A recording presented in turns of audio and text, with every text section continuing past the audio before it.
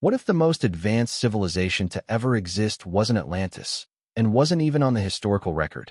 What if, buried beneath layers of ice, sand, and disinformation, there once thrived a global culture so sophisticated, so impossibly ancient, that its technology, architecture, and astronomical knowledge rivaled our own?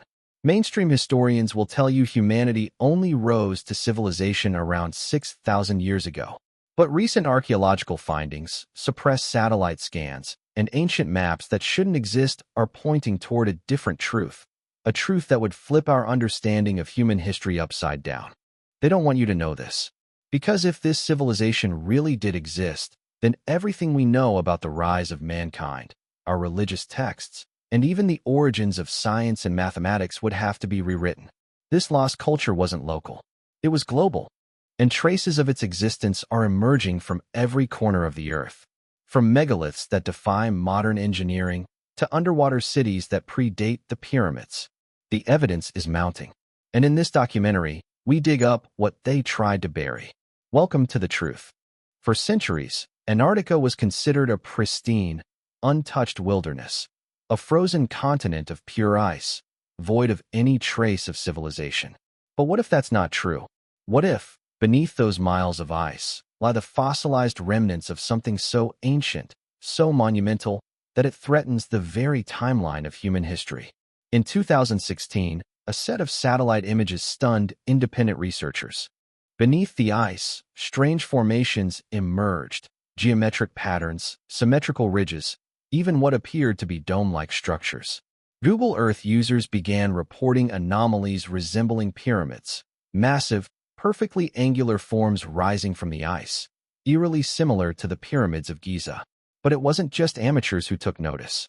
In leaked reports from declassified U.S. military missions dating back to the 1940s, operations in Antarctica, such as Operation High Jump, weren't just scientific expeditions. Some accounts describe entire teams being sent deep into the interior and returning traumatized, silent, or not at all. And then there's the Piri-Reis map, a 16th-century map drawn with uncanny precision, showing the coastline of Antarctica without ice. This map shouldn't exist. The continent wasn't even officially discovered until 1820. Yet the Piri-Reis map, drawn using ancient source materials, clearly outlines Antarctica's landmass, suggesting the cartographers had access to knowledge that predates the last glacial maximum, over 12,000 years ago.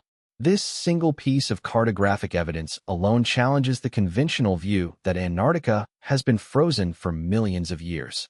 But even more startling are the seismic surveys conducted under the guise of climate research. These surveys detected regular, rectangular formations buried deep beneath the ice shelf, too uniform to be natural. Some geophysicists quietly admitted the patterns resembled ancient city grids. And then came the whispers that a joint team of researchers and military personnel had discovered a massive entrance into a cavern system hidden within the transantarctic mountains. According to unconfirmed reports, they found architecture inside: rooms, walls, symbols carved into basalt. One alleged defector from the project, a geologist named William D., claimed the ruins were not only real, but impossibly advanced, featuring materials that could not be carbon dated and engineering that defied explanation. According to his testimony, the structures bore no resemblance to Incan, Egyptian, or Mesopotamian design. They were older, alien even. Mainstream science, of course, scoffs at these claims. They say the pyramidal structures are natural nunataks, mountains poking through the ice. They say the Piri-Reis map is misinterpreted. They say the seismic data is inconclusive. But what if all these pieces, the anomalous satellite images, the ancient map, the military expeditions, and the supposed ruins, are not separate mysteries, but fragments of a single, buried truth? What if, long before the last ice age, Antarctica wasn't just habitable, it was civilized? The theory, once fringe, is now gaining traction, that an advanced civilization may have thrived on Antarctica's fertile coasts before a sudden cataclysm. Possibly the Younger Dryas impact event around 10,800 BC flash froze the continent, burying everything in a glacial tomb. And this isn't just speculation. Recently uncovered fossils and pollen samples show that Antarctica was once warm and forested, which begs the question, if people lived there during that time, where did they go? Or perhaps more accurately, why did someone go to such lengths to erase them? The ice is melting, and with it, the truth may be rising. Across every continent, we find the impossible, megalithic structures that defy not only time, but logic. Massive stones, some weighing hundreds of tons, transported over vast distances without the wheel. Walls so perfectly cut and interlocked that not even a razor blade can slide between the stones. Precision engineering on a scale that modern technology struggles to replicate. Mainstream archaeologists insist these were built with primitive tools. Hammerstones, copper chisels, and slave labor. But the evidence says otherwise. Take Puma Punku in Bolivia, a site so enigmatic that even engineers admit it shouldn't exist. Here, thousands of intricately carved stones, some with internal angles and drill holes, appear to have been machine-cut. The precision is so extreme that modern stonemasons have compared it to CNC milling. The H-shaped blocks fit together like Legos, not with brute force, but with design, engineering. Then there's Baalbek in Lebanon. Specifically, the stone of the pregnant woman, a single megalith weighing over 1,000 tons. That's the weight of 3 Boeing 747s, carved and placed with such precision that the platform remains stable thousands of years later. No modern crane on Earth can lift it. So how did ancient builders move it? And yet, somehow, Baalbek isn't even the biggest anomaly. In Egypt, the Great Pyramid of Giza, often attributed to Pharaoh Khufu, contains mathematical constants encoded into its very architecture. The relationship between the pyramid's height and perimeter aligns almost exactly with the value of pi. The internal shafts align perfectly with the stars of Orion's belt around 10,500 BC, thousands of years before the mainstream construction date. How is it that this primitive society, with no wheel and no iron tools, achieved such mathematical perfection? Even stranger is the Serapeum of Saqqara, a dark underground complex filled with massive granite sarcophagi, each weighing up to 80 tons. These boxes are so perfectly polished and precise that they reflect light like a mirror, crafted to tolerances only found in aerospace manufacturing today. But perhaps the most forbidden evidence lies in India. The megalithic temples of Ellora, carved not built, directly into solid basalt rock. The Kailasa temple, in particular, was chiseled downward from a single rock over 3 stories tall. This reverse engineering would require the removal of 400,000 tons of stone, yet no evidence exists of where that stone went. No debris, no records. And the symmetry? Perfect. How did ancient builders achieve such impossible feats, without steel, electricity, or laser-guided tools? Alternative theorists propose something radical, that these structures were not built by the civilizations we credit, but inherited. The product of a prior, far more advanced culture that passed down remnants of lost knowledge. A technological echo of a forgotten age. This theory gains strength when we compare architectural styles across time and space. In Japan, the Ishibutai tomb's megalithic slabs mirror those found in South America. In Ethiopia, the monolithic stelae resemble obelisks from Egypt. And in Peru, the mortarless masonry of Sacsayhuaman fits seamlessly with the polygonal walls of Malta, Easter Island, and Mycenaean Greece, all thousands of miles apart. This isn't just a case of parallel evolution. It looks like a shared architectural language, a code, a knowledge system, a technology handed down from a civilization that predates the last ice age. But who were they? And why does every trace of their machines, their writings, their blueprints seem to be missing? Maybe they weren't missing at all. Maybe they were erased, suppressed, hidden in plain sight, in structures so massive and ancient we mistook them for the work of primitive hands. Or maybe this knowledge was never meant to survive. Unless, of course, it was meant to be found now. Because as our technology advances, we're beginning to see the fingerprints of intelligence we never noticed before. Ratios, alignments, cuts, and codes hidden in stone. And the deeper we dig, the louder the echoes become. For centuries, scholars believed that ancient civilizations arose independently, that cultures in Egypt, Mesoamerica, Mesopotamia, and the Indus Valley had no contact, separated by oceans, mountains, and time. But the deeper we investigate, the more we uncover uncanny similarities that suggest a different narrative, a global blueprint. Let's begin with the pyramids. They appear everywhere. In Egypt, Sudan, Mesoamerica, China, Indonesia, even the United States.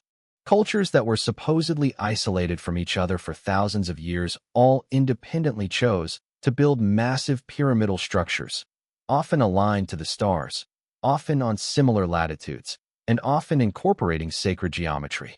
Why? It's not just the shape, it's the design principles. Many of these pyramids are aligned with the cardinal directions. Many encode astronomical data, solstices, equinoxes, stellar precession, knowledge thought to be far beyond early civilizations. Consider Teotihuacan in Mexico. Its layout mirrors the Orion constellation, just like Giza.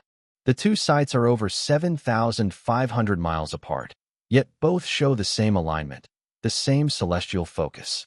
Coincidence? Now move to Angkor Wat in Cambodia, another megalithic complex that mirrors Orion's belt. And just like Giza and Teotihuacan, its construction date is debated, with some claiming the site's foundations are far older than the temples themselves. The same blueprint, the same sky, the same knowledge scattered across time and space. Let's talk about myth. Across the ancient world, stories of a great flood repeat again and again. In Mesopotamia, it's the tale of Utnapishtim in the Epic of Gilgamesh. In the Bible, it's Noah's Arkansas. In India, Manu survives a flood with help from the gods. In Mesoamerica, the Aztecs speak of a previous sun destroyed by a deluge.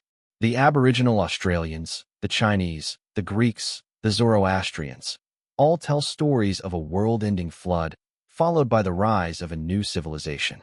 These aren't isolated tales. They're global memories, fragments of a shared trauma, possibly dating back to the end of the last ice age. Why would isolated cultures all remember the same event? Then there are the symbols. The swastika, long before its 20th century corruption, was a sacred symbol of the cosmos, the sun, and energy. It appears in Hinduism, Buddhism, Native American art, Neolithic Europe, and even in ancient Troy. The Ankh, symbol of eternal life in Egypt, resembles symbols used in ancient South America. The spiral, found in petroglyphs across every continent, mirrors the movement of stars, water, and consciousness. And what about language? Some researchers have noted similarities between the undeciphered script of the Indus Valley and the Rongorongo glyphs of Easter Island. Others point to potential links between Sumerian and Mayan numerical systems, or phonetic echoes between proto-languages of distant regions. Even the concept of three realms, sky, earth, and underworld, appears in ancient Norse, Egyptian, Andean, and Polynesian cosmology. So what explains these patterns? Mainstream archaeology suggests cultural diffusion, ideas spreading slowly over time via trade and migration. But what if the diffusion happened before history? Before the last great cataclysm, when the world was still connected by a shared, global culture? A culture that seeded knowledge across the planet. This brings us to one of the most ignored yet crucial alignments on Earth, the so-called ancient global grid. According to researchers like Ivan T. Sanderson and later Bruce Cathy, many ancient monuments are placed along a geometric grid that encircles the globe, a network of power points where megaliths, pyramids, and temples seem to converge. The Great Pyramid, Stonehenge, Machu Picchu, Easter Island, Mohenjo-Daro, all fall on this mysterious grid, like nodes in an ancient energy system. Some theorists propose this was not accidental, that the ancients were tapping into telluric energy, the electromagnetic forces of the Earth itself, using architecture not just as shelter, but as technology. Temples as resonators, megaliths as transmitters, pyramids as energy amplifiers. Sound far-fetched? Then consider this. Many megalithic sites hum. They resonate at specific frequencies. The King's Chamber in the Great Pyramid vibrates at 440 Hz, the same frequency modern instruments tune to. The hypogeum of Hal Saflieni in Malta emits infrasonic frequencies that alter brainwaves. This is no coincidence. These sites were tuned, designed with purpose. But purpose given by whom? A civilization that once circled the globe, leaving behind a trail of architecture, myth, and memory. not to dominate, but to preserve, to guide the survivors of a cataclysm, to keep the fire of knowledge alive. We were meant to forget, but the stones remember. And now, we are remembering too. All around the world, the same patterns emerge: pyramids aligned to stars, temples echoing constellations, ancient myths fixated on the sky. But what if this wasn't just religious symbolism or primitive awe? What if the ancients weren't simply stargazers, but timekeepers, trying to warn us of something? To find the truth, we must look beyond the ruins and into the heavens. The concept of precession, the slow wobble of Earth's axis over a 26,000-year cycle, was supposedly discovered only in recent centuries. But across ancient civilizations, we find monuments aligned to star positions not from the time they were built, but thousands of years earlier. The Great Pyramid's shafts point not to modern star positions, but to Orion and Sirius circa 10,500 BCE. At that same epoch, the Sphinx would have directly faced the rising of Leo, its own symbolic reflection, during the spring equinox. In Angkor Wat, the temples mirror the Draco constellation as it appeared over 12,000 years ago. And in Teotihuacan, Venus cycles are embedded into the city's design with uncanny accuracy. This knowledge should have been impossible for ancient people without advanced instruments. Yet it appears again and again, as if someone was encoding a celestial message into stone. But why? The answer may lie in catastrophe. At the end of the last ice age, around 12,800 years ago, something cataclysmic happened. The Younger Dryas impact hypothesis suggests that a series of cometary fragments struck Earth, triggering global fires, flooding, and a sudden return to glacial conditions. Sea levels rose rapidly. Coastal cities, if they existed, would have been swallowed whole. The result? Global amnesia. Only myths remained, of lost islands, sky gods, and civilizations destroyed by fire and water. Atlantis, as Plato described, was wiped from the face of the earth in a single day and night of misfortune. What if that wasn't just a story? What if the survivors of this event scattered across the globe, carrying with them fragments of lost knowledge?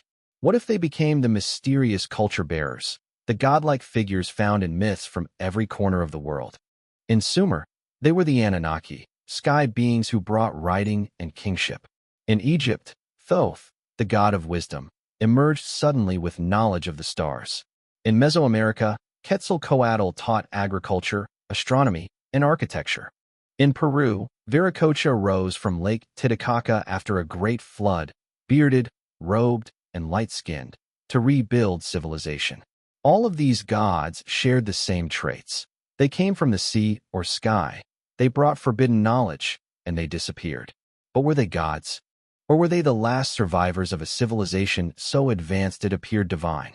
A civilization with knowledge of astronomy, engineering, and geophysics, warning future generations of the cycle of destruction. Its pillars are covered in carvings of animals, celestial symbols, and coded messages. One panel, dubbed the Vulture Stone, has been interpreted by researchers as an astronomical chart, possibly recording a comet impact from the same period as the Younger Dryas. Why would an entire complex be deliberately buried, as if to preserve it for the future? Unless someone knew the cycle would repeat, and someone wanted us to remember. The ancient sky wasn't just a calendar, it was a warning system.